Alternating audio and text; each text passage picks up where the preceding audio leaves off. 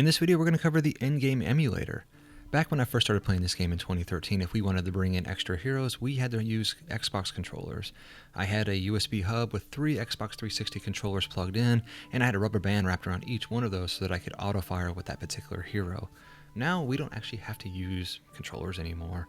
We have an in-game emulator. So in order to use the in-game emulator, you will be utilizing the F2, F3, F4, F5, F6, F7, and F8 key. So F2 just controls your main hero. And if we want to bring in our next hero, we just hit F3. F3 brings in our next hero, and we can choose our hero. So I'm just going to go ahead and choose the summoner. F4 will bring in our next hero, and I'll choose another summoner. And then F5 will bring in our last hero, and I'll choose a summoner. The order that we pressed F3, F4, or F5 will determine which one of the 4 boxes that hero goes into. If I had pressed F5 like I'm doing right now, and I chose a hero, and then I pressed F3 to choose another hero, we'll see that when I hit F5, I have to hit F5 to control the hero up here. F3 will not control that character up there. F3 is going to control the one down here because that's technically the 3rd character I brought in. So just know, I always try to go in order. I go F3, F4, F5. F3 always is going to control my top, and you see it's not doing that right now because I hit F3. So F3 will always control my top character, so long as I do them in that specific order. Alright, so that's F2, F3, F4, and F5. So when I have F3 is this character here, I hit F2 to go back to my main character. So I'm going to go ahead and get rid of that character. So, we've done F2, F3, F4, and F5. Now F6 will bring in all 4 splits. Now the order, the characters that get brought in are basically the first characters in your hero list, which is why I keep my summoners at the very top row. It makes it a lot easier for me to armor farm by just hitting F6 to bring in all 4 of my summoners in on wave 24, on wave 29, and to bring them all in on wave 34 in preparation of that wave 35, so I can make sure I get all the rewards for those particular waves. And so that's why I always try to keep my summoners at the very top, and I keep my builders at the bottom, so it makes it easier for me to just choose these guys down here and easily click swap when I'm selecting the heroes down here. But these guys up here, it's for my F6 and F7 keys. So F6 brings in all of your heroes from the top, working its way down. F7 basically clears your heroes. Let me get out of there. F7 will clear your heroes and they're all gone. F6 brings them all in. F7 clears them out. The last key we have is F8. When I click F8, it's going to basically remove those windows from your screen and go back to your main screen. Now those heroes are still here, as you can see. They're still there, but you're just controlling your main character. You cannot make the screen bigger for any other hero other than your main character. So if you wanted to have a big screen for the 4th character you brought in, it doesn't work that way. You would have to basically, if I hit F again, I can see all my heroes. You would have to basically go back to this screen here to control your characters.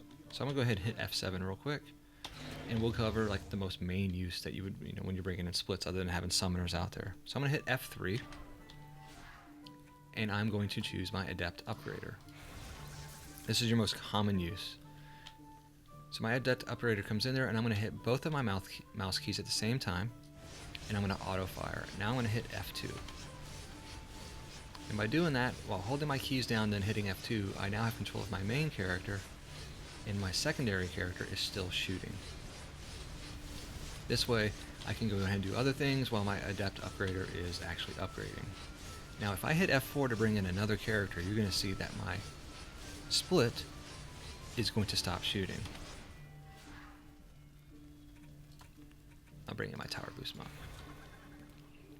So this is the limitation of this particular emulator. Yes, you can auto-fire, but you can only auto-fire with one hero. So in this case, if I am auto-firing with my F4 character, and I click F3, he stops auto-firing. The only way your character is going to continue to auto-fire is if you go back to your main character. So my monk is auto-firing, and he's busy tower boosting, and I hit F2. Now I can control my main character, but you see my F3 character here, the Adept, she's doing absolutely nothing. And if I hit F3, you're going to see that the monk immediately stops shooting. So that's your limitation. Just know that your F3, F4, and F5 heroes, only one of those three are going to be able to auto-fire. And if you choose any one of those three while one is auto-firing, it's going to stop auto-firing. So that's the main thing you definitely want to know about is, of your splits, only one of them gets to auto-fire. Now granted, your main character can definitely be firing as well. But you can't, if I'm auto-firing with my main character and I go to F4, my main character isn't auto-firing either. So just know that your F3, F4, or F5 splits could all be, one of those can be auto-firing. But not all of them, unfortunately. Alright, so that's the limitation. Just the heads up, things to know when you're dealing with your in-game emulator and getting at least one of your heroes to auto-fire. And I'm going to go ahead and F4, and we're going to see my Adept Upgrader just stop firing again. And she's done. So I'm going to go ahead and hit F7 to clear them all out.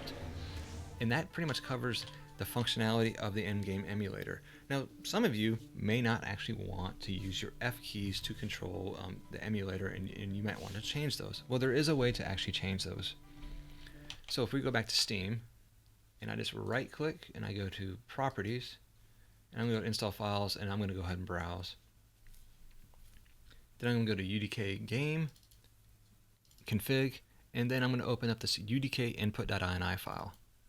Once I'm in that file, if I just scroll down, you're going to see down here under that first section, you're going to see all of your F2 key bindings.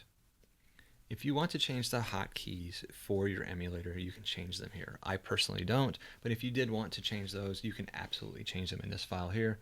Change them to whatever key you want, so long as it's not being used by something else already, and then click Save.